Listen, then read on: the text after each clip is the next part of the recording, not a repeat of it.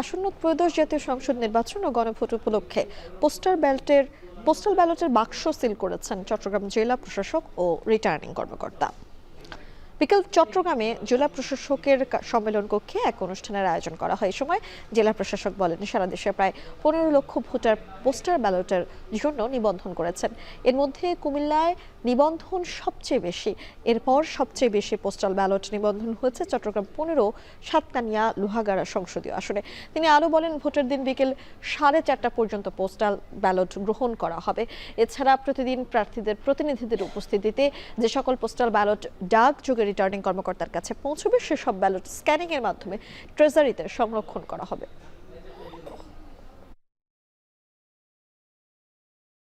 প্রায় সবাই আপনাদের এজেন্ট দিয়েছেন। আমরা যে সময়ে পোস্ট অফিস থেকে পোস্টাল ব্যালটটি ট্রেজারিতে আসবে, সেই ট্রেজারিতে ঢোকার আগে এই অফিস কক্ষে আমরা ওই নির্দিষ্ট টাইমে এটিকে স্ক্যান করব।